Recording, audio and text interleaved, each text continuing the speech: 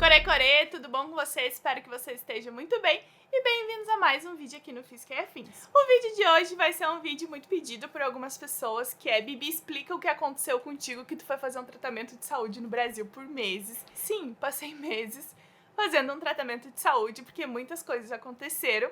E eu repito e digo e repito e vou sempre repetir que se eu não tiver desmaiada no chão e me levarem de ambulância num hospital pro Japão, eu não boto os meus pés em um hospital japonês. Durante o relato eu vou falar um pouco sobre valores, como funciona o sistema de saúde aqui no Japão. Algumas pessoas podem falar: ah, mas o preço que tu tá falando que tu pagou eu não pago, não é bem assim. Cada hospital vai ter o seu valor.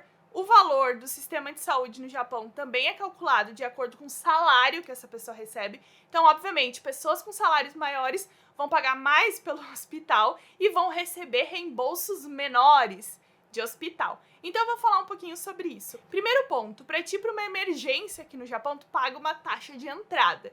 Depende do hospital, essa taxa de entrada varia.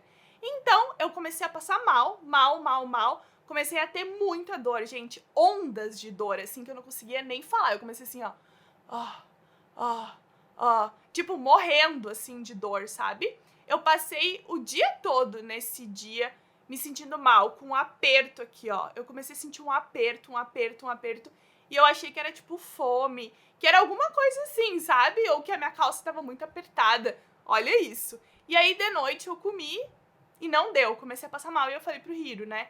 Hiro, meu marido: Hiro, eu vou ter que ir pro hospital, eu não estou me sentindo bem. E aí o Hiro falou: então vamos. Inclusive ele ligou para um dos hospitais que era o mais perto aqui de casa e eles atenderam e falaram assim: olha, esse hospital, para te baixar a emergência, custa 15 mil ienes. 15 mil ienes é em torno de $150, mesmo eu tendo o melhor plano de saúde do Japão. O melhor, é o que eu tenho, o mais alto nível. Então, $150. Eles disseram: é melhor tu ir nesse outro hospital aqui, que a taxa de entrada é $50, e se for necessário, eles vão te encaminhar pra cá e tu não paga essa taxa de entrada. Foi o que eu fiz. Fui pro hospital. 2 hospitais grandes, tá, gente? Só que um é bem maior que o outro, mas são 2 hospitais bem grandes. Baixei a emergência, cheguei lá.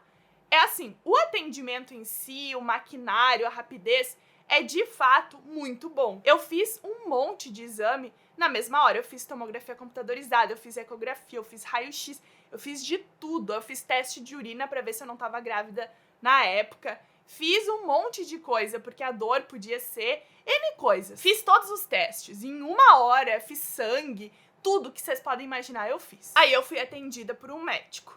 O médico disse: olha, não encontramos nada especificamente, encontramos uma leve inflamação no seco. Editor, coloca o seco aí.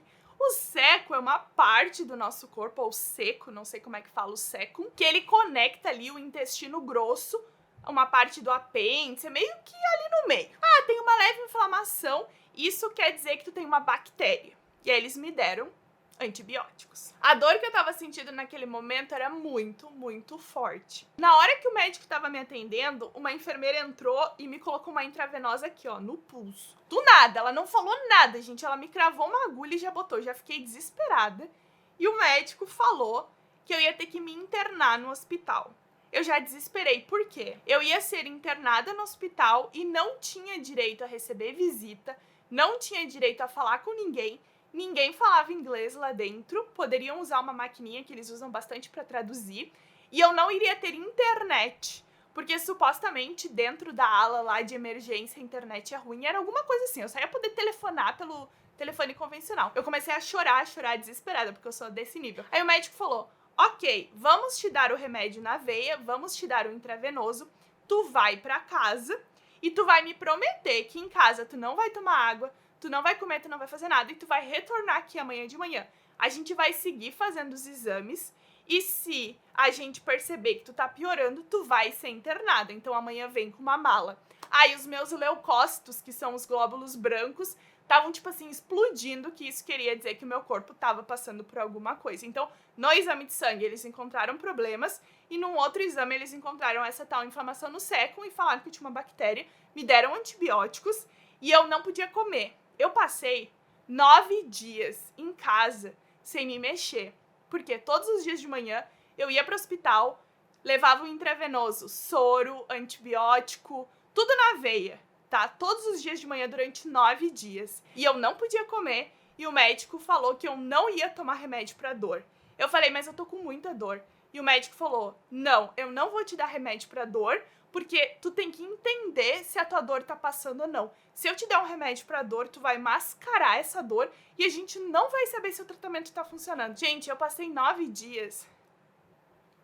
Eu me lembro até hoje, o Hiro nem na cama dormiu porque ele não conseguia nem se mexer, porque eu sentia tanta dor que se alguém se mexesse na cama, eu tinha dor. O Hiro tinha que me levantar, eu não conseguia levantar. Ele tinha que me segurar, me levantar, me ajudar a ir no banheiro, ajudar a tomar banho, ajudar tudo. Dá até vontade de chorar, porque foi muito ruim. A gente pegou a sala aqui de casa, que não tem TV, não tem nada. O Hiro colocou uma TV na sala, colocou uma cadeira especial que eu conseguia me sentar, que era mais confortável. Ai, eu vou chorar. Porque o médico disse que eu não podia tomar remédio, que era proibido tomar remédio para dor. Passei 9 dias com esse intravenoso. Depois dos 9 dias, eles começaram a me dar um líquido para eu voltar com a reintrodução alimentar. Aí eu podia comer uns purê, umas coisas assim. O Hiro ficou cozinhando lá tudo que o médico disse que eu podia comer. Aí eu comecei a comer, tá, comecei a voltar. Aí a dor meio que foi sumindo também, eu tava tomando um monte de remédio. Passou 2 semanas, o médico falou, bom, acabou o antibiótico. Então agora, tu tá bem. Eu fiquei umas 3 semanas, meio ainda com uma dorzinha. O médico falou, não, vai ter uma dorzinha, não sei o quê. Tá, passei 3 semanas meio ok, baixei a emergência de novo, com dor. Aí o médico, não, vou te dar mais antibiótico. Aí eu tomei mais 2 semanas de antibiótico. Aí uma coisa engraçada, que todos os dias que eu ia na emergência, algum médico me atendia. Aí teve uma vez específica, que essa foi uma cena engraçada, que é um médico que volta e meia eu cruzo com ele aí pela rua, ele me dá até oi. É um médico mó grandão, assim, ele é um médico bem simpático. E aí eu tava deitada e ele foi tocar pra ver onde doía. E aí, gente, ele tocou assim no meu abdômen, na parte direita mais pra baixo, bem ali na altura do apêndice. Tocou por ali.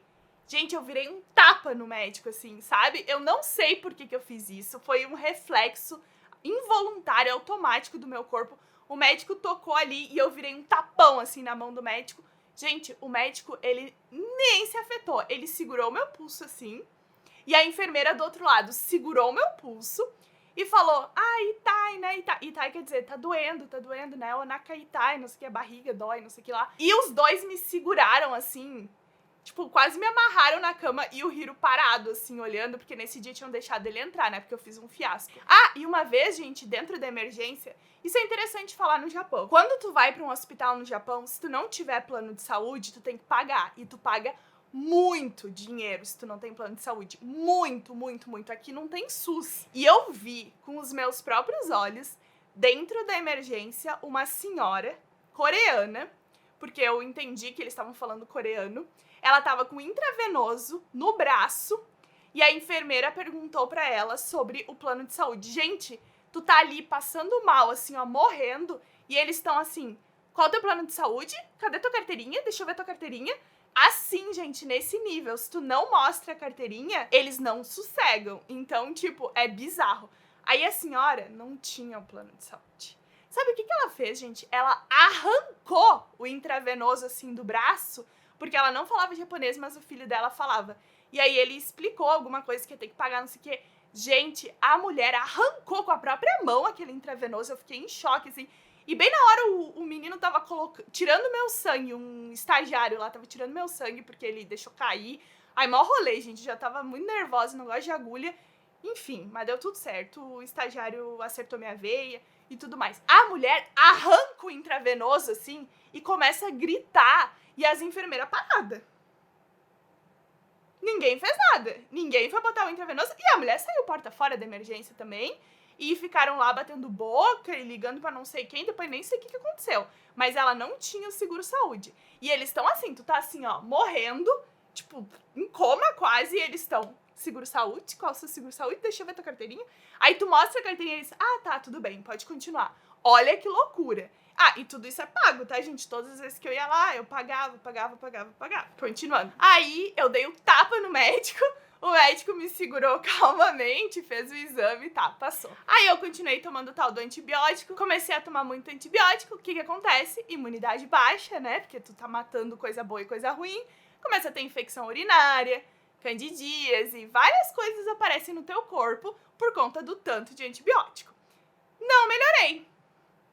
Voltei pra emergência, passei mal. Aí eu comecei a ficar mal, porque aí eu não conseguia comer, aí eu não conseguia caminhar, aí eu não conseguia fazer quase nada. Eu fiquei mal. Isso, entrei na emergência em setembro, a gente já tá lá em dezembro, quase janeiro. Aí o médico falou, bom, então tu não tem uma bactéria. Amado! E aí eu fazia ecografia. Toda vez fazia ecografia, e eles diziam, ai, tem uma inflamação. Aí me passaram para um médico especialista em operação de apêndice. Aí eu falei, bom, então tem uma apendicite, gente. Opera essa apendicite, vou pro Brasil, não sei. E aí o médico falou, não, vamos fazer uma colonoscopia. Bom, aí o meu terror começou e o meu ódio pelo hospital no Japão. Quem não sabe, colonoscopia é um exame que tu faz para analisar o teu intestino grosso ali dentro. Tem um cabo de fibra óptica com uma câmera na ponta. Esse cabo é inserido no teu ânus, tá? No teu reto. E eles vão fazendo a curva e tem uma câmera, aparece na TV e o médico vai enxergando o que tem dentro de ti. Como é que faz uma colonoscopia para quem nunca fez? Tu toma um preparo. No Brasil é um preparo que é à base de manitol. Aqui no Japão é um preparo diferente. Esse foi o dia que eu fiz a minha primeira colonoscopia. No Japão, eles dão uma caixa com uma comida, e essa é a comida específica que a gente come no dia anterior à colonoscopia. Comida da Bibi para colonoscopia, comida normal do Rio. O produto utilizado é um pouquinho diferente do Brasil e já vem numa bolsa grande. E aí tu coloca água e depois tu meio que explode essa bolsa e começa a tomar. Foi um dia bem difícil pra mim olhando esse vídeo. Não foram lembranças muito boas, mas eu acho que é um material interessante pra visualizar um pouco melhor tudo que eu tô falando. Em torno de 12 horas antes do exame, tu começa a tomar o líquido, o manitol.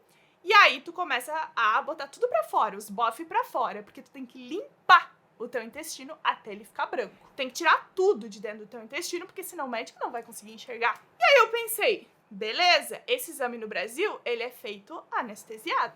Porque a pessoa sente dor. Além dessa câmera mangueira da colonoscopia, desse cabo de fibra óptica, ele solta vento. Porque ele tem que abrir o teu intestino e jogar vento lá pra dentro. E aí o médico consegue enxergar. Fiz o preparo pela primeira vez na vida. É super desconfortável fazer um preparo. Aí eu fiz o meu preparo, cheguei já debilitada, porque depois de tu botar tudo pra fora, por baixo, durante horas e horas e horas, tu te sente mal. Eu comecei a fazer o meu preparo em torno de 5 da manhã e o meu exame foi tipo meio-dia, 1 da tarde. Eu já tava debilitada. Cheguei lá, deitei na maca, na sala, e aí eu tava esperando minha anestesia. Quem disse que tinha anestesia? O médico pegou a vaselina, colocou na mangueira. Gente, eu vou dar relato sim. Minha mãe não vai gostar do meu relato, porque ela não gosta que eu fale essas coisas publicamente. Mãe, te amo. Mas é importante eu falar isso para as pessoas, principalmente que estão aqui no Japão e vão fazer esse exame e perguntar se o exame tem anestesia. Nunca, em nenhum momento, me explicaram que o exame não tinha anestesia. Eu tive até uma reunião com uma enfermeira que me ensinou a fazer o preparo, me ensinou a fazer tudo. Em nenhum momento foi dito que não tinha anestesia no exame. Quando o médico colocou a vaselina e foi colocar o cabo, eu perguntei, e a anestesia? E o médico falou, não tem. Ah, gente, aquele dia ele começou a fazer o exame, eu achei que eu ia morrer. Eu comecei a chorar assim, ó. Começou a sair lágrima e lágrima. E eu acho que em japonês não esboça a reação. Porque ficaram chocados com a minha reação. E, gente, não é só o fato da dor que tu tá sentindo porque tem um cabo entrando pelo teu rabo, falando abertamente. Tem uma máquina soprando vento no teu intestino, então por dentro tu sente assim... Tu começa a sentir vento e vento e vento e vento e vento, e as tuas costelas começam a doer e os teus músculos começam a se contrair. É normal, tu começa a ficar contraído porque tu tá com dor. Não é normal aquilo ali, não é normal. E eu comecei a me agarrar na maca que tinha assim na cama, tinha umas grade do lado da cama. Eu me agarrei tão forte que meus dedos chegavam a doer e eu comecei só as lágrimas aqui, ó. E eu, na minha cabeça, eu pensava assim, eu não posso ser tão escandalosa a ponto do médico acabar o exame rápido e não descobrir o meu problema. Olha o meu cérebro louco. Eu pensava, eu tenho que me manter bem pro médico continuar fazendo o exame. Eu não posso fazer ele acabar o exame mais rápido. E aí eu tentava me segurar, mas, gente, doeu. Doeu tanto que eu passei 1,5 sem conseguir me mexer direito depois daquele exame. Aqui as minhas costelas, gente, doíam. Por 1,5 eu sentia dor. Eu nem sei como é que um ser humano consegue aguentar isso. Eu às vezes fico pensando assim, meu Deus, o corpo humano aguenta tanta dor, porque eu não sei como é que eu aguentei isso. Eu chorei. Dá até vontade de chorar de novo, porque todo esse assunto me causa muito drama, assim, porque foi um momento difícil. Ah, e uma parte engraçada, porque eu não acredito em Deus, não acredito em nada, né? E nesse momento eu falei, então é agora que os ateus rezam, né? Eu pensei, agora eu vou rezar. Porque eu pensei na minha cabeça, se Deus existe, essa dor vai passar. Aí eu pensei assim, eu não sei rezar. Aí eu pensei, ai, pai, não sei rezar. Aí eu fiquei assim, não posso falar a palavra aqui no YouTube, mas eu fiquei... Aí a minha oração foi, gente, desculpa, mas foi um momento muito difícil. Foi tipo, comecei a falar palavrão na minha cabeça, assim, gente, e eu tava tipo assim... A dor foi muito tremenda. Aí, acabou o exame, descansa? Não, levanta e vai pra sala de espera do hospital. Gente, tu tá arregaçada, acabada, e os caras diziam assim, ó, levanta e vai pra sala do hospital. Esse médico foi um dos médicos que eu fiquei com ele, porque ele foi depois o meu médico por um tempo. Nunca mais quero olhar aquele homem na minha vida. E aí veio o que tava cuidando de mim, o tal especialista em apêndices, em cirurgias de estômago e sei lá, o... Gente, tô falando palavrão, desculpa, bota bip, Uriel. O médico veio rindo assim, hahaha, como foi? Eu acho, gente, que nunca uma pessoa xingou um médico nesse Japão. O médico me apareceu rindo e eu falei pra ele assim, como tu me faz um exame sem anestesia? Assim, comecei a gritar, louca. O médico, hahaha, como assim? Qual o problema? No Japão é assim. Depois eu descobri que não é bem assim. Mas no Japão é assim, todo mundo faz assim. Tu não conseguiu te ver na TV? Eu falei, que importa? Eu sou médica agora, meu filho. Que importa eu conseguir olhar meu cólon na TV? Eu sou médica. Não sou médica, eu sou formada nisso daí, eu sou especialista em cólon? Não sou. Então, dane-se, eu não quero olhar. E aí ele...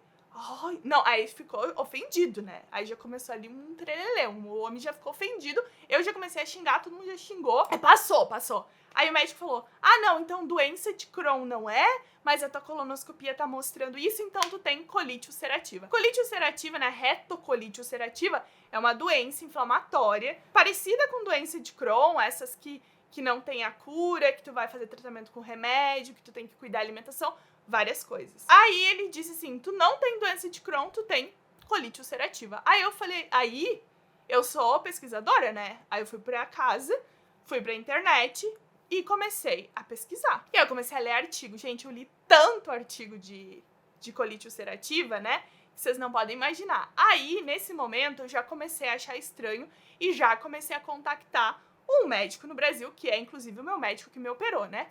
O Dr. Marcelo, te amo, querido, esposo da doutora Fernanda, que já fez live lá no meu canal e é minha dermato, adoro, a família inteira.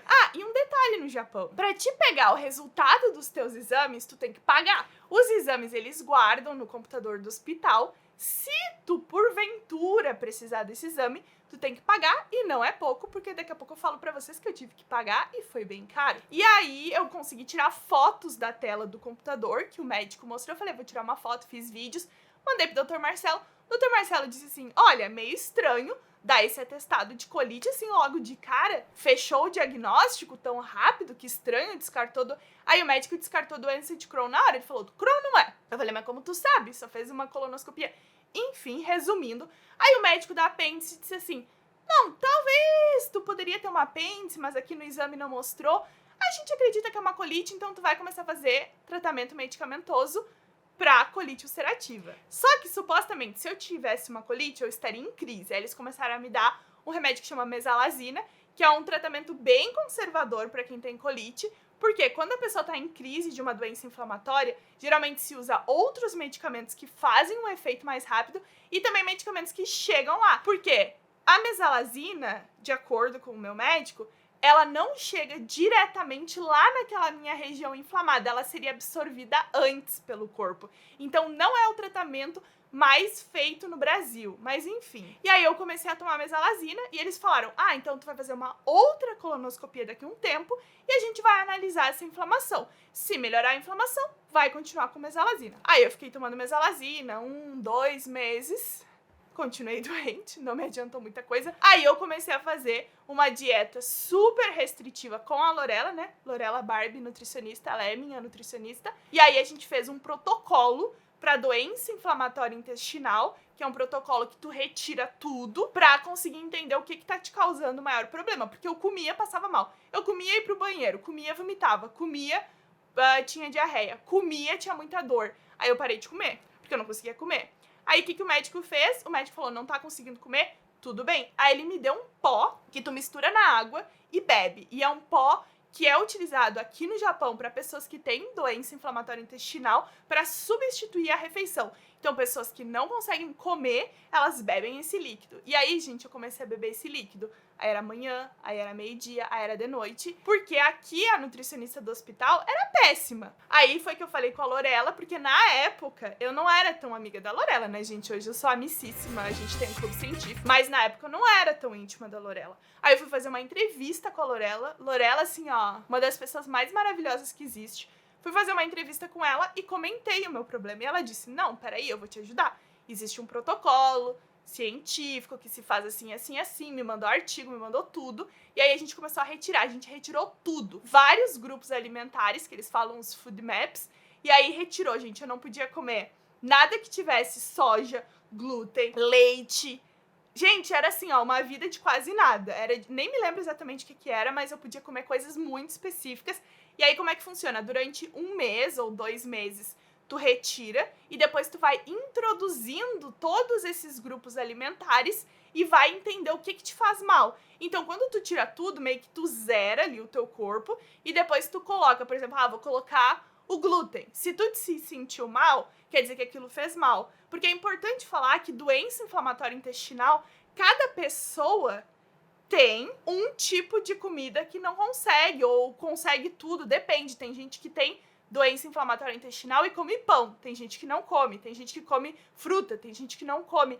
É muito individual. Então, cada pessoa tem as suas problemáticas, as suas... enfim. E aí, gente, eu comecei a ficar muito mal. Outra pessoa que me ajudou muito, Jana Viscardi. Jana Viscardi tem doença de Crohn, ela fala muito sobre isso. Quando eu descobri o meu diagnóstico, o meu até então diagnóstico, a Jana me ajudou muito, a gente conversou, a gente fez chamada de vídeo, ela me explicou tudo o que aconteceu com ela, me deixou bem mais calma, porque assim, é um diagnóstico bem pesado pra te receber, porque não existe uma cura. E aí eu comecei a fazer o tratamento com mesalazina na dose mais baixa, porque até isso eu fui ler vários artigos científicos pra entender as doses da mesalazina. O que aconteceu? Nada, eu continuava mal. E aí o médico foi fazendo o quê? Subindo a mesalazina. Foi subindo, subindo, subindo, subindo, subindo, até o máximo. Porque existe o máximo que uma pessoa pode tomar. Eu comecei a tomar o máximo. Acho que era 4,6 miligramas de mesalazina, se eu não estou enganada. Era 4 comprimidos grandões de mesalazina. E é caro aqui no Japão. Apesar do seguro-saúde, eu pagava caro. Cada vez que eu ia na farmácia, cada 1 ou 2 semanas, eu pagava em torno de $150 em remédio, pagava o pó que eu tinha que tomar, porque esse pó também era tudo prescrição médica. Então, todos os meus remédios, toda vez que eu ia na farmácia, $150, $180, tudo por conta dos remédios. Cada vez que eu ia pro hospital, pagava. Cada vez que eu fazia colonoscopia, pagava. Aí o médico falou, bom, vamos subir. Aí ele falou, então vamos fazer uma segunda colonoscopia. Eu falei, então eu quero anestesia. Gente, eu bati boca, eu briguei pela anestesia. No último minuto, o médico não ia me dar anestesia de novo. E eu falei pra ele, se tu não der anestesia, eu não faço esse exame. Eu não vou fazer esse exame. E aí o médico foi e me deu anestesia. Só que eu passei muito mal no segundo preparo, vomitei muito, foi horrível. Acho que o meu psicológico já tava muito abalado. E aí eu Fui fazer a segunda colonoscopia e tá, teve anestesia porque eu bati boca. Gente, eu entrei na sala, eu vou ter anestesia? Eu vou ter anestesia? Ele vai ter anestesia. Ah, e a anestesia quem deu aqui foi enfermeira, não foi médico anestesista. No Brasil eu tenho médico anestesista pra dar anestesia, aqui foi uma enfermeira que deu. Não sei se no Brasil tem enfermeira que dá anestesia, mas aqui foi a enfermeira do hospital que me deu a anestesia. E aí fiz o exame e o médico falou, não, tá muito melhor essa inflamação. Aí eu fiquei, pô, mas eu não tô me sentindo melhor. Aí isso já era por volta de fevereiro, vamos colocar assim. E por que eu não fui pro Brasil? Eu fui pro Brasil só em maio. Por que eu não fui pro Brasil antes? Porque pra eu ser liberada no meu trabalho, eu tinha que ter uma licença de saúde. Eu tinha direito a 3 meses de licença de saúde, só que o médico tinha que me dar uma carta. E o médico falou, não vou te dar carta. Só vou te dar a carta quando a gente fizer mais uma colonoscopia e eu acreditar que tu está bem pra viajar. Se eu não achar que tu tá bem pra viajar, eu não vou te dar uma carta. Gente, eu chorei tanto esse dia, porque aí eu fiquei presa mais tempo aqui. E no trabalho, eles não gostaram. Não gostaram mesmo, por conta da saúde, que eu ia viajar pro Brasil, era o pico da pandemia também. Foi em maio do ano passado, abril, maio, era o pico da pandemia, né, no Brasil. E aí, eles não gostaram. E eles falaram pra mim, não, tu não pode ir, a universidade não autoriza. Eu falei, ah é? A universidade não autoriza? Então eu me demito. Eu falei assim, na cara da mulher lá, me demito agora, acabou. Aí ela, ai, não. Aí meio que, não é que proíbe, é que recomenda. Eu falei, olha, ou vocês vão me deixar sair do Japão quando o médico me der a carta, ou eu me demito agora. Aí pronto. Aí passou mais um tempo, eu fiz mais uma colonoscopia. E aí o médico, tá bom, pode viajar. Nunca mais voltei naquele médico, gente, eu nem sei. O homem deve achar que eu tô até morta, sei lá, porque eu nunca mais... Eu nem fui dar satisfação. O que aconteceu? O homem falou, deu a carta e fiz mais uma colono com anestesia, né, porque eu já bati bastante boca lá naquele hospital. Eu já era conhecida, gente. As pessoas já me davam um oi no hospital, porque eu ia lá toda semana, eu tava na emergência passando mal. Passando mal mesmo. Teve dias que tinha 3 médicos me olhando e os médicos... Ai, porque a colite, ai, porque não sei o quê. Ah, interessante, nos artigos científicos também mostra que o Japão é um dos países que as pessoas mais têm colite ulcerativa, é um alto índice de colite. Eu vou dar minha opinião no final do vídeo também, gente, esse relato vai ficar longo, mas eu vou continuar falando pra quem tem interesse de ouvir. E aí, o que aconteceu? O médico me deu a carta, a universidade me liberou. Gente, agora respondendo uma coisa pra vocês. Sabe quanto que eu paguei pra ter essa carta? Porque a carta não é de graça. $120 a carta. E sabe quanto que eu paguei pra ter os meus exames? $200. Pra ter o meu primeiro exame de tomografia computadorizada, pras ecos, pra ter meus resultados de colonoscopia, paguei $200. Então, em torno de $350. Eu tô falando em dólares, porque o pessoal vai entender mais dólares americanos na conversão do que ienes, por exemplo. Resumindo, desde setembro, quando eu entrei no hospital no Japão, até abril, mais ou menos, que foi quando eu saí do hospital, então outubro, novembro, dezembro, janeiro, fevereiro, março, abril, 7 meses que eu fiquei passando mal no hospital, só em hospital, eu gastei quase $1.500, quase $2.000, na verdade, só em hospital. Em remédio, foi mais ou menos isso também. Sabe quanto eu recebi do governo de volta? 120. Gente, juro pra vocês, recebi 12.000 ienes de volta e gastei, sei lá, 200.000 ienes ou mais. E esse valor que eu gastei todo era um valor já, porque o meu plano de saúde era um dos mais altos que me dava muito desconto. E, gente, se eu tivesse pego todo esse dinheiro e viajado pro Brasil, eu teria resolvido muito antes. Aí vamos ver, vamos pular pro Brasil. Aí eu já cheguei no Brasil mal, né, gente? Tomando mesalazina lá, dose máxima, continuei tomando, passando mal, a viagem foi difícil. Eu também havia esquecido de comentar no meu relato um ponto importante. Essa foto foi tirada um pouco antes da minha viagem para o Brasil e durante todo o estresse. E eu tive, inclusive, uma super alergia na minha pele. E essa alergia não existe uma explicação específica. A dermatologista acredita que tenha a ver com o estresse e a ansiedade que eu estava passando naquele momento. Depois que meu tratamento acabou, essa alergia nunca mais voltou. Cheguei no Brasil, o médico fez vários exames, aí eu fiz de novo ressonância magnética, aí eu fiz uma uma tomografia computadorizada, um exame muito louco, que é uma ressonância magnética de abdômen, que tu toma um preparo e os caras te amarram numa mesa, te amarram numa máquina e fica meia hora lá, tu toma um preparo, ou seja, tu não pode ir no banheiro, tu toma um manitol que vai te fazer amolecer tudo e te amarram numa maca e tu tem que ficar estátua. A mulher falou, não pode se mexer, porque senão o exame vai ter que repetir. Aí tomografia computadorizada, ressonância magnética, fiz um monte de exame de sangue, fiz intolerância à lactose, fiz pra ver questão de glúten, não deu nada. Beleza, fiz todos os exames que tinha pra fazer. O médico, de fato, não encontrou nada específico. E aí, o que aconteceu? O último recurso que tinha é uma videolaparoscopia, que é aquele exame que tu vai olhar dentro do apêndice. Porque não tem um exame que tu olhe dentro do apêndice, tu consegue olhar por fora. E aquela minha região do seco, que é a entrada ali do apêndice, por ali, tava inflamada. E o médico falou, então a gente vai ter que olhar esse apêndice, porque de repente é um apêndice inflamado. Vamos fazer uma videolaparoscopia. Só que como era a alta do Covid, o pico do Covid, o remédio que é utilizado para anestesia nesse tipo de procedimento era o mesmo remédio que era utilizado para os pacientes na UTI Covid. Então era proibido uma pessoa sem a necessidade, sem a emergência, utilizar esse remédio. Então eu não podia fazer uma videolaparoscopia se não fosse emergencial, porque eu não podia tirar o remédio das pessoas da UTI Covid. Aí o médico falou, vamos ter que esperar, porque a gente não pode fazer isso. Nem em hospital particular podia, a gente não podia em lugar nenhum. E aí eu comecei a esperar. Só que aí eu virei uma paciente rebelde. Eu parei de tomar mesalazina sem falar pra ninguém. De 4 mesalazinas por dia, eu parei e comecei a viver a vida louca. Parei lá a dieta que eu tinha que fazer, parei tudo. Falei, dane-se, então agora eu não quero saber. Não acharam nada?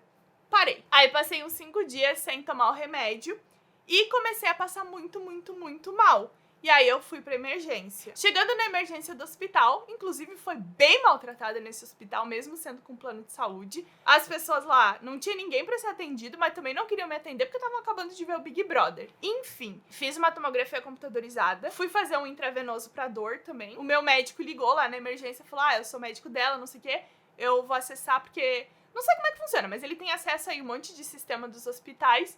E aí ele falou, de manhã então... eu vou ver o exame, porque, gente, eu fui pro hospital domingo, tipo, 1 da manhã. Aí o meu médico me ligou, falou, olha, eu já falei aqui na emergência, amanhã de manhã, quando eu chegar no consultório, eu vou ver os teus exames e a gente vê o que acontece. E aí, na tomografia computadorizada, marcou apêndice. Foi a primeira vez que o meu apêndice, de fato, apareceu como inflamado, possível inflamação. Em setembro, o meu apêndice não tinha marcado na tomografia. Inclusive, o meu médico olhou esses exames, porque eu paguei pelos exames, levei tudo pro Brasil. E ele falou, de fato, aqui não tá marcando nada. Mas, se tu tivesse no Brasil, tu iria pra uma apendicite, uma cirurgia de apêndice. Mas, olha só, existem tipos de apendicites, né? E algumas apendicites, tu pode só tomar remédio e não precisa operar. Existe um percentual, cientificamente, que pacientes não precisam de cirurgia, mas outros pacientes só com cirurgia. Não foi o meu caso, né? E aí o apêndice marcou. Como o apêndice marcou e 2 médicos, que é o médico da emergência e o meu médico, e eu acho que um outro, confirmaram, eu ganhei o direito de fazer uma videolaparoscopia, uma cirurgia e possivelmente uma remoção de apêndice. Esqueci como é que é o termo técnico, mas de remoção de apêndice, se alguém lembrar, coloca aí. Então, meu médico me ligou segunda de manhã. Juro, gente, ele me ligou segunda, 10 da manhã, Dr. Marcelo, maravilhoso, eu adoro ele. Me ligou e falou assim, Bibi. Não, ele falou Gabriela, que ele falou assim, Gabriela, se tu estiver assistindo o relato, o Dr. Marcelo falou assim, Gabriela. Aí ele falou, Gabriela, olha só, teu apêndice marcou aqui, vamos fazer uma cirurgia. Vem aqui no meu consultório hoje, sei lá, 2 da tarde, mas o bloco cirúrgico pra ti já tá reservado 5 da tarde. Do mesmo dia!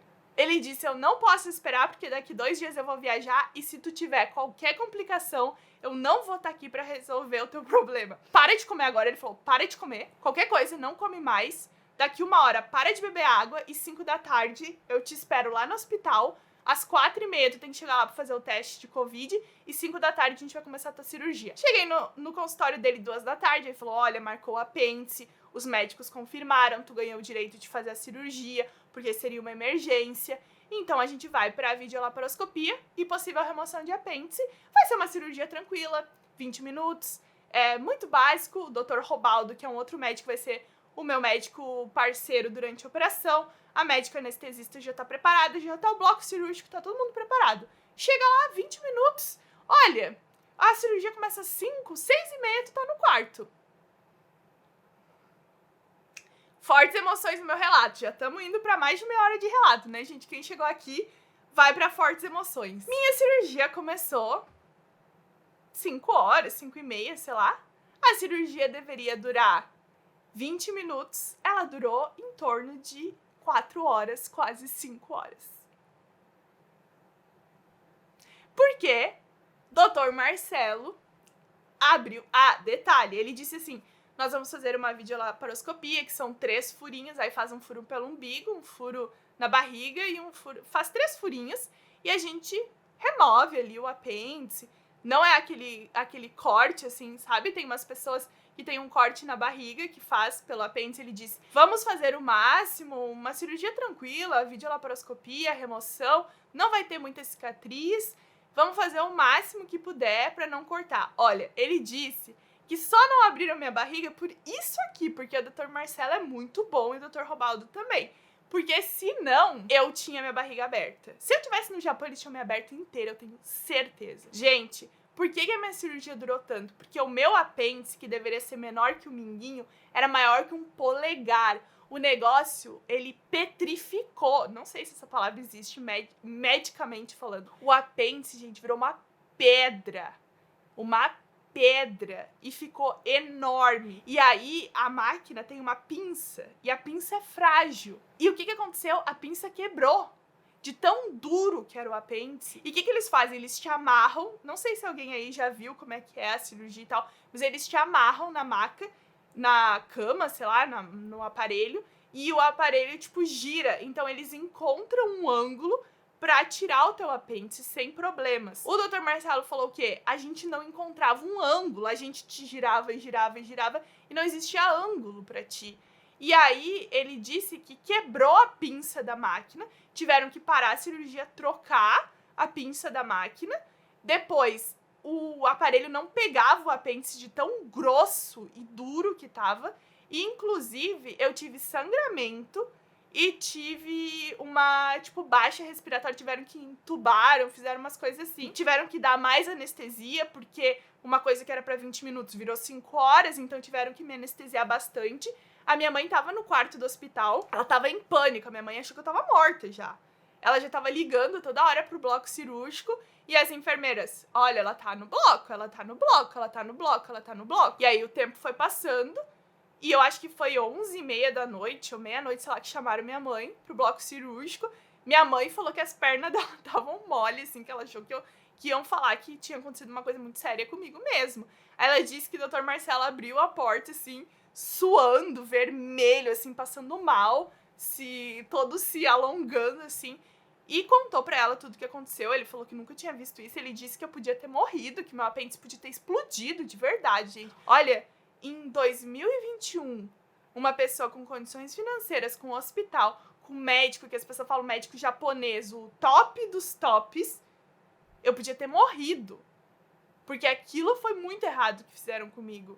Foi muito errado mesmo. E aí, retirei o apêndice, fiquei uma recuperação, acho que o Dr. Marcelo tinha dito que geralmente uma recuperação de 2, 3 dias, eu fiquei tipo quase 2 semanas me recuperando dessa cirurgia. Foi bem difícil mesmo. Eu tinha que me mexer, eu não conseguia me mexer, eu fiquei toda dolorida. Ai, foi muito ruim, gente.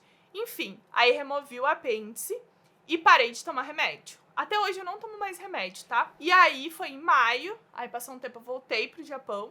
Inclusive em dezembro do ano passado, janeiro, voltei pro Brasil pra fazer mais exames pra ver como é que eu tava. Eu fiz mais uma colonoscopia, porque mesmo depois da remoção do apêndice, eu continuei não me sentindo tão bem. Então o Dr. Marcelo falou, olha, pode ser que tu tinha uma apendicite, mas tu também tinha alguma doença inflamatória. Mas tu não fecha o diagnóstico. Ele falou, não fecha.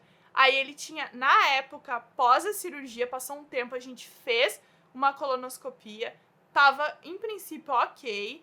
Aí a última vez que eu fui, eu fiz outra colonoscopia de novo, já não tinha inflamação, mas o Dr. Marcelo falou que como eu tava me sentindo mal ainda e um dos exames tinha dado um pouquinho alterado, ele fez biópsia de tecido bom, porque ele falou, olha, vai ver que a olho nu eu não consigo enxergar nada, mas microscopicamente a gente consiga enxergar alguma coisa. A gente fez biópsia de 9 partes do meu cólon, né? Tanto é que aconteceu uma coisa muito louca comigo, que eu ainda vou fazer um vídeo sobre isso, que é a síndrome vagal. Vocês já ouviram falar sobre isso? A gente tem um nervo vago no nosso cérebro, e esse nervo controla algumas coisas no nosso corpo. E aí, quando eu fiz a biópsia desse tecido, ele tirou 9 partes do meu corpo. E aí, alguma coisa acontece que o teu nervo vagal, ele tenta fazer alguma coisa no teu corpo. Eu não sei explicar direito, só sei, gente, que eu tava bem. Eu fiz a minha colono, fiz tudo, de tarde fiquei bem, de noite tava bem. Chegou umas 11 da noite, gente, eu comecei a passar mal. Eu comecei a sentir uma dor no peito, assim, mas uma dor que parecia que meu peito ia explodir. Aí eu achei, gente, olha isso, que eu tinha gases, porque tu sabe que joga ar, e aí depois da colonoscopia a pessoa fica meio mal. Só que eu comecei a vomitar. Aí eu comecei a vomitar. Aí eu comecei a passar mal. Comecei a ficar tonta. Era de noite, gente, era tipo eu sempre passo mal da noite, né? 1, 2 da manhã. Eu nunca passo mal em horário comercial. Aí meus pais estavam até dormindo, né? E aí eu fui lá, assim, e chamei, tipo, meu pai. Falei, pai, vamos pra emergência agora, vamos pra emergência agora. Aí eu não conseguia caminhar. Meu pai teve que me arrastar pra dentro do hospital. E aí a enfermeira me olhou, assim, ela dizia pra mim, qual o teu nome? Aí eu tava assim, ó. Eu lembro que eu escutava ela falando comigo, mas eu tava assim, ó. Tipo, perdida, assim, o olho com as pupilas ruins, assim, a cara pálida, né? Aí meu pai começou a responder todas as perguntas. Aí a enfermeira já me levou e já começou chamou o médico, né? O médico já veio super atencioso das pessoas lá do posto de saúde que eu fui. Aí o médico veio rápido, ele já perguntou pro meu pai o que tava acontecendo. E eu aqui, né, com a bacia, passando mal já. Porque eu também eu tenho cinetose, né, que é quando a pessoa fica enjoada em viagem. Então, eu nunca faço sujeira quando eu vomito. Eu sempre vomito direitinho. Aí eu falei pra enfermeira. A enfermeira, bem na hora que ela ia encaixar o intravenoso, eu falei, vou passar mal, traz o negócio. Aí ela veio com uma bacia lá e tal. Super querida a enfermeira. Aí já colocou soro, remédio. E aí parece que o meu corpo foi voltando ao normal. E aí passou... Eu tomei 2 tubos de alguma coisa que ela botou. Não me lembro o que é que ela me falou. Ela explicou certinho, mas não me lembro. No intravenoso, 2 tubos de alguma coisa. E aí eu voltei. Aí voltei como se nada tivesse acontecido. Nada. Parecia que eu tava zerada. Ah, gente.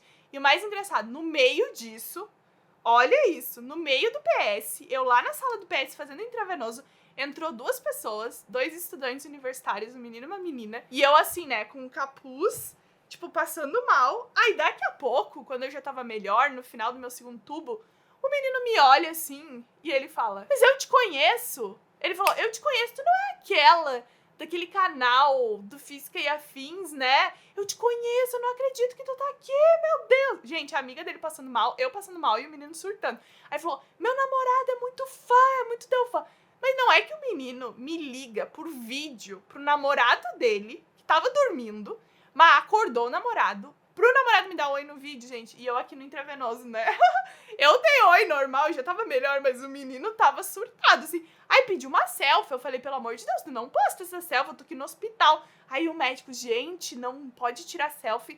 Assim, uma loucura, assim, loucura mesmo. E aí tive essa síndrome vagal, que eu nem sabia que isso existia, nem sabia direito o que era isso, mas o meu médico explicou depois, porque tu fez a biópsia, tudo mais, pode acontecer. Enfim, mas depois fiquei bem. Aí tive consulta com um gastro recentemente, né? Porque no Brasil eu tinha feito endoscopia, eu já tinha um gastro também, né? Que é o Dr. Gustavo também. E aí, na consulta com o gastro, ele olhou todos os meus exames e a conclusão de tudo isso que chegamos nesse momento é qual? Até o momento a conclusão é: eu tive uma apendicite aguda, ou seja, eu tive um quadro de apendicite em setembro, aqui no Japão. O Dr. Marcelo falou que o que aconteceu comigo foi um caso comum com sintomas raros. Ele disse que existem doenças ou quadros que a pessoa tem que são coisas comuns, como uma apendicite, mas que os sintomas são raros. E aí podem ser confundidos com outras coisas.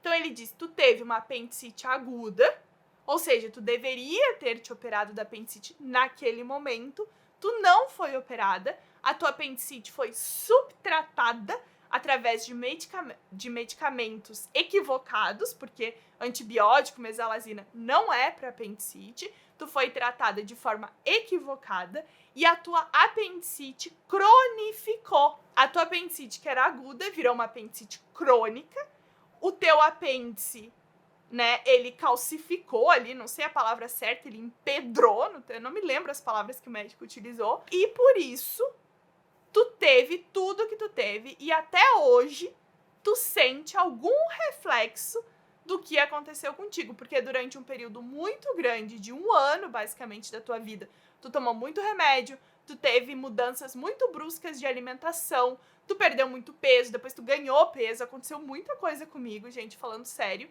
Então, por isso, aconteceu tudo isso contigo e até hoje tu tá sentindo esse efeito. Então, muito possivelmente, tu não tem nenhuma doença intestinal. O Dr. Gustavo falou que quando eu voltar no Brasil, a gente ainda pode, como último recurso, fazer um exame que é para ver especificamente uma partezinha ali do intestino fino, mas ele disse, olha, eu não gosto de paciente que fica fazendo muitos exames, porque acaba sendo um desperdício, mas ele falou, se de fato alguma coisa muito séria acontecer, a gente repete um outro exame que eu já tinha feito, que é um marcador de doença intestinal, e também a gente faz esse exame, mas ele disse, mas eu como gastro, inclusive o Dr. Gustavo, no ano passado, fez a minha endoscopia, Dr. Marcelo chama outros médicos para fazer uma equipe de estudos, eles fizeram juntos, né? Eu fiz endoscopia e colonoscopia junto, e os dois analisaram, um analisou o exame do outro para ter uma certeza do que estava acontecendo. Então o Dr. Gustavo falou, olha, eu já te acompanho, eu já sei o teu caso, já sei tudo, mas eu acredito que o que aconteceu contigo foi uma apendicite normal, que foi maltratada, né, subtratada, e virou tudo o que aconteceu contigo. Resumindo toda a minha história, o que aconteceu foi que eu fui muito mal atendida no sentido de que clinicamente aqui no Japão eles bateram o martelo. Ah, e o médico não aceitou, porque eu falei, olha, não pode ser uma apendicite. Não, tipo assim, o médico foi muito grosso comigo. Muito grosso comigo. E aqui no Japão eles são muito assim. E pra fazer uma cirurgia de apendicite aqui é maior rolê. Os caras, teve um amigo, um amigo de uma amiga, né, que fez uma apendicite aqui, e na hora que o menino tava sendo sedado, sabe o que estavam perguntando pra ele? Tu tem dinheiro pra pagar a operação? Tu acredita que perguntaram isso pra ele? Pois é. Resumindo, todo o meu relato de 1 hora foi isso que aconteceu comigo. Eu talvez esqueci algum detalhe, mas vocês podem deixar perguntas nos comentários. Eu tenho alguns outros casos médicos mais recentes que depois eu vou passar pra vocês em outro momento mais oportuno. Ah, e Bibi, por que tu não mudou de hospital? Talvez essa seja uma pergunta ainda. Por que tu não trocou? Porque no Japão, geralmente, não pode fazer isso. Quando tu começa o tratamento num lugar, tu tem que fazer o tratamento naquele lugar. Eu tentei trocar de hospital, mas não me deixaram trocar de hospital, porque falaram que o meu tratamento já tinha começado ali, eu já tinha um médico, então eu tinha que continuar ali. Se isso é uma verdade, se isso não é uma verdade, eu não sei, mas o que aconteceu comigo foi isso, esse é o meu relato. Gastei muito dinheiro, tô olhando aqui que tem uma pasta na minha estante de tudo que eu gastei de dinheiro, porque eu guardei nota por nota. Eu ainda penso muito em buscar os meus direitos aqui no Japão em relação ao que aconteceu comigo. Mas aqui é um outro mundo, gente. Essa é uma conversa para um outro momento, em questão de leis, enfim, é outra coisa. Mas deixo o agradecimento aqui nesse vídeo, se os meus médicos assistirem aos meus médicos, né, mais de um, Dr. Marcelo, Dr. Gustavo, Dr. Robaldo, todos são médicos excelentes que me atenderam muito bem, são médicos cientistas, tá? Não são apenas médicos, são médicos cientistas. Dr. Marcelo traz artigo, tudo que tu pergunta ele sabe, ele tem artigo, ele tem estatística, ele te explica, ele te dá aula. Não é qualquer médico, é um médico diferenciado, eu adoro ele, a doutora Fernanda, que é a esposa dele, todo mundo, gente. Não chorei, quase chorei. Agradecer, é um relato, né? Então vou agradecer a minha família, que esteve sempre me apoiando, meus pais que me cuidaram durante a minha cirurgia, minha mãe que esteve lá comigo, meu pai que esteve no hospital. Meu pai, gente, ele odeia algumas comidas, né? E aí, quando eu tava no hospital, o médico mandou que eu tinha que caminhar pelo quarto. E aí eu não queria, eu comecei a chorar. Meu pai, tu é uma mulher forte, tu consegue. consegue, tu caminha, tu vai lá. Aí chegou a enfermeira com a comida, eu não queria comer. Aí meu pai, não, tu vai conseguir caminhar. Eu falei, então come isso aqui, pai, eu caminho. Aí meu pai, aí comeu lá um negócio que ele não gostava. Aí eu dei uma caminhadinha no quarto e meu pai, tu é uma mulher forte, tu é uma mulher guerreira, tu vai conseguir, não sei o que. Minha mãe foi comigo lá toda noite também, toda madrugada, ficou me ajudando aí no banheiro, meu irmão, todo mundo, sabe? O Hiro também, que todo o tempo que eu tive aqui fazendo dieta de restrição, o Hiro começou a fazer dieta comigo, porque ele não queria comer uma coisa boa na minha frente que eu não podia comer. Ele me ajudou a ir no banheiro, me ajudou a levantar. Todo mundo, né, teve que me ajudar a ir no banheiro, basicamente, porque eu fiquei mal. É muito difícil a pessoa ficar doente num país diferente e ser, por vezes, maltratada, porque eu fui bem maltratada no hospital também. Em várias situações o médico foi grosseiro, muita gente grosseira comigo.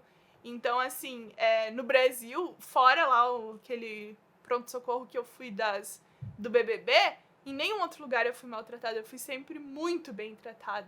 As enfermeiras, então, gente, nunca nenhuma enfermeira me tratou mal. As enfermeiras devem ter todo o respeito das pessoas nesse mundo, porque o trabalho que elas fazem ninguém mais faz, gente. Enfermeira é um ser iluminado, assim, exceto algumas, eu acho, mas as que eu conheci são pessoas de extrema empatia, compaixão, amor.